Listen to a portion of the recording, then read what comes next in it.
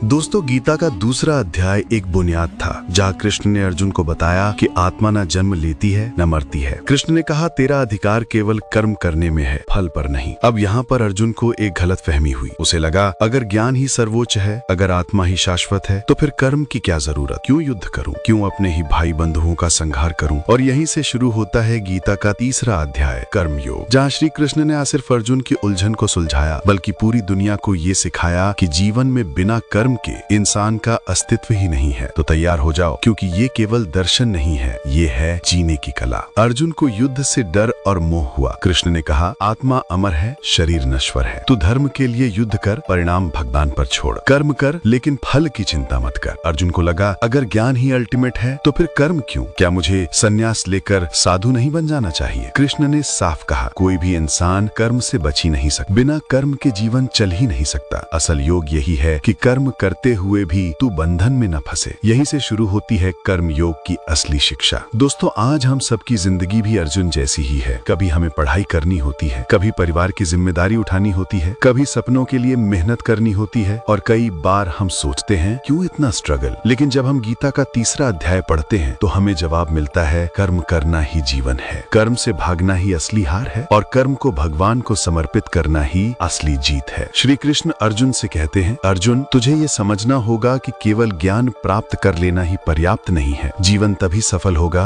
जब तू कर्म करेगा। कोई भी मनुष्य चाहे लाख कोशिश कर ले, लेकिन बिना कर्म के एक क्षण भी नहीं रह सकता। खाना, चलना, बोलना, पढ़ना, सांस लेना, सब कर्म है। तो फिर कर्म से भागना क्यों? कृष्ण यहाँ एक बहुत गहरी बात रखते हैं। ज्ञान जरूरी है दिशा देने के लिए, लेकिन कर्म ही है जो मंजिल तक पहुँचाता है। यही फर्क है चैप्टर 2 और चैप्टर 3 में। चैप्टर 2 ने रास्ता दिखाया, लेकिन चैप्टर 3 कहता है अब चलो उस रास्ते पर। फिर श्री कृष्ण अर्जुन से कहते हैं, नियतम कर्म त्वम कर्म जायो कर्मणः शरीर यात्रा पिचते न प्रसिद्धियत कर्मणः। मतलब अपने नियत कर्म को करो, क्योंकि कर्म करना कुछ न करना से श्रेष्ठ है। यहाँ तक कि तुम्हारा शरीर भी बिना कर्म के टिक नहीं सकता। इंसान चाहे कितनी भी बड़ी बातें कर ले, पर बिना काम किए उसका जीवन चल ही नहीं सकता। कर्म से भागना मतलब अपनी जिम्मेदारी से भागना। कर्म करना ही धर्म है। मान लो तुम एक छात्र हो। तुम सोचो कि अगर सब भगवान पर छोड़ दूं और मैं पढ़ाई ना करूं तो भी रिजल्ट आ जाएगा। लेकिन सच यही है कि अगर तुमने पढ़ाई नहीं की तो एग्जाम में रिजल्ट अच्छा नहीं आएगा। यहाँ पर भगवान कहते हैं, तेरा काम है कर्म करना, फल की चिंता मुझे करने दे। मतलब पढ़ाई करना तेरी जिम्मेदारी है, रिजल्ट देना भगवान का काम है। अब मान लो घर में तुम सबसे बड़े बेटे हो। अगर तुम सोचो कि मैं क्यों काम करूं, मैं क्यों परिवार की जिम्मेदारी लूं, तो परिवार टूट जाएगा। लेकिन अगर तुम अपना कर्म करते रहो, चाहे कमाई का हो, पढ़ाई का हो या मदद करने का, परिवार मजबूत बनेगा। यही है कर्म योग। जिम्मेदारी से भागना नहीं, बल्कि उसे भगवान को अर्पित भाव से निभाना। फिर श्री कृष्ण अर्जुन से कहते हैं, तस्माद् असक्तः सततम कार्यम कर्म समाचर असक्तो ह्याचरन् कर्म परमाप्नोति पुरुषः। मतलब तू अटैचमेंट छोड़कर अपना कर्तव्य कर्म करता रहे, क्योंकि बिना आसक्ति के कर्म करने से मनुष्य परम शांति और सिद्धि प्राप्त करता है। कर्म करो, लेकिन फल से आसक्त मत हो। आसक्ति मतलब ये काम मैंने किया है, इसका फल मुझे ही मिलना चाहिए। जब हम आसक्ति छोड़ देते हैं तब हमारा मन शांति पाता है। सोचो तुम कॉम्पिटिटिव एग्जाम की तैयारी कर रहे हो। अगर तुम दिन रात बस यही सोचो कि मुझे आईएएस बनना है, मुझे पहला रैंक चाहिए, तो तुम्हारा मन बोझिल हो जाएगा, स्ट्रेस बढ़ेगा और शायद मेहनत भी सही नहीं हो पाएगी। लेकिन अगर तुम ये सोचो कि मेरा काम है पूरी मेहनत करना, बाकी सिलेक्शन भगवान पर छोड़ना, तो तुम्हारा मन हल्का रहेगा और तुम ज्यादा फोकस के साथ पढ़ाई कर पाओगे। यही है कर्म योग। कर्म करो, लेकिन फल की चिंता छोड़ दो। अब मान लो कोई इंसान समाज की सेवा करता है। वो सोचता है मैं ये काम इसलिए कर रहा हूँ ताकि लोग मेरी तारीफ करें, तो वो आसक्त। लेकिन अगर वही सेवा इस भाव से करे कि ये सब भगवान के नाम पर है, लोगों का भला करना ही मेरा धर्म है, तो वो न सिर्फ दूसरों के लिए इंस्पिरेशन बनेगा बल्कि खुद भी संतुष्ट रहेगा। दोस्तों सोचो जरा, अगर अर्जुन ने युद्ध से भाग लिया होता तो क्या आज महाभारत की गाथा होती? नहीं, अर्जुन ने युद्ध किया, लेकिन उस युद्ध का फल उसने अपने लिए नहीं मांगा। उसने कर्म किया, लेकिन उसे भगवान को समर्पित कर दिया। यही सीख हमें भी लेनी है। पढ़ाई में, नौकरी में, बिजनेस में, परिवार में, हर जगह हमें कर्म करते रहना है, लेकिन फल की चिंता छोड़कर। अब एक इम्पोर्टेंट बात है दोस्तों, मैंने सिर्फ ये वीडियो बनाने तक ही खुद को सीमित नहीं रखा है। दरअसल मैं भगवत गीता के ऊपर एक जबरदस्त ई बुक लिख रहा हूँ, जहाँ मैंने गीता के हर एक अध्याय को ऐसा सिंप्लीफाई किया है कि कोई भी इंसान उसे पढ़कर अपनी जिंदगी में लागू कर सके। आपको अपने लाइफ के हर प्रॉब्लम का सोल्यूशन मिल मिल जाएगा। गीता के प्रिंसिपल्स तुम्हें हर सवाल का जवाब देंगे। ई बुक लगभग पूरी हो चुकी है, बस फाइनल टच बाकी है। लेकिन यहाँ मैं तुमसे एक मदद चाहता हूँ। मुझे ये बताओ कि तुम्हारे हिसाब से इस ई बुक की कितनी प्राइस होनी चाहिए, ताकि जब ये पब्लिश हो तो हर कोई इसे आसानी से खरीद सके और अपनी जिंदगी बदल सके। फिर श्री कृष्ण अर्जुन से कहते हैं, अर्जुन, जब कोई महापुरुष कर्म करता है तो लोग उसे देखकर उसका अनुसरण करते हैं। अगर तुम युद्ध से भाग जाओगे तो साधारण लोग भी कर्म से भागने लगेंगे। इससे समाज का संतुलन टूट जाएगा। मतलब बड़े लोग, जिम्मेदार लोग, लीडर्स अगर कर्म नहीं करेंगे तो आम इंसान भी काम छोड़ देगा। इसलिए जो भी शक्तिशाली है उसे और भी ज्यादा कर्म करना चाहिए ताकि समाज के लिए आदर्श बन सके। मान लो कोई टीचर है, अगर वो खुद मेहनत करके पढ़ाएगा नहीं तो छात्र भी पढ़ाई को हल्के मिलेंगे। या फिर इमेजिन करो कोई पिता घर की जिम्मेदारी छोड़कर भाग जाए तो परिवार का क्या होगा। तो जब तुम जिम्मेदारी निभाते हो तो दूसरों को भी प्रेरणा देते हो। यही है लोक संग्रह। कृष्ण कहते हैं, इंसान को अपनी इंद्रियों पर नियंत्रण रखना चाहिए। अगर वो इंद्रियों का गुलाम बन गया तो उसके कर्म स्वार्थी और विनाशकारी हो जाएंगे। मतलब इंद्रियां इक्वल टू हमारी इच्छाएं यानी डिजायर्स, टेम्पटेशंस। अगर इनका नियंत्रण नहीं किया तो हम कर्म का सही रास्ता भूल जाएंगे। स्टूडेंट मोबाइल गेम्स में और सोशल मीडिया में खो गया तो पढ़ाई का कर्म छोड़ दिया। कोई बिजनेसमैन लालच में झूठ बोलने लगा तो कर्म गलत दिशा में चला गया। कर्म योग कहता है इच्छाएं हो सकती हैं पर उन पर काबू रखकर सही कर्म करो। अब सवाल आता है कि हम अपनी जिंदगी में कर्म योग कैसे अपनाएं। एक, अपनी जिम्मेदारी पहचानो। स्टूडेंट हो तो पढ़ाई, पिता हो तो परिवार की देखभाल, नागरिक हो तो समाज का भला। 2, कर्म करो बिना फल की आसक्ति के। मेहनत करो पूरी, लेकिन रिजल्ट भगवान पर छोड़ दो। 3, कर्म को ईश्वर को अर्पित करो। सोचो ये काम मैं भगवान के लिए कर रहा हूँ, फिर वो काम कभी बोझ नहीं लगेगा। सोचो दोस्तों, अगर अर्जुन युद्ध से भाग जाता तो क्या हो। कौरवों का अत्याचार हमेशा के लिए बढ़ जाता, धर्म खत्म हो जाता और इतिहास अर्जुन को एकायर की तरह याद करता। लेकिन अर्जुन ने कृष्ण की बात मानी, उसने कर्म किया पर फल की इच्छा छोड़ दी और आज पूरा संसार उसे याद करता है। तो सवाल यह है कि क्या तुम अपनी जिंदगी में अर्जुन बनोगे या भागने वाले बनोगे। याद रखो, कर्म से भागोगे तो जीवन हार मान लेगा, कर्म को अपनाओगे तो भगवान तुम्हारे साथ खड़ा होगा। इसलिए आज से यही प्रतिज्ञा लो, मैं कर्म करूंगा, जिम्मेदारी निभाऊंगा और फल भगवान पर छोड़ दूंगा। यही है असली योग, यही है गीता का 3रा अध्याय कर्म योग। अगर आपको भागवत गीता के बाकी 15 चैप्टर के बारे में जानना है तो जुड़े रहिए हमारे चैनल दिव्य मिथ्स के साथ। और फिर से हम आपको याद दिलाते हैं कि जैसे ही हमारा ई बुक कंप्लीट होता है उसे हम डिस्क्रिप्शन में ऐड कर देंगे, साथ ही साथ कमेंट सेक्शन में पिन कर देंगे। मिलते हैं हमारे नेक्स्ट मिस्टीरियस वीडियो के साथ और तब तक के लिए जय श्री कृष्णा।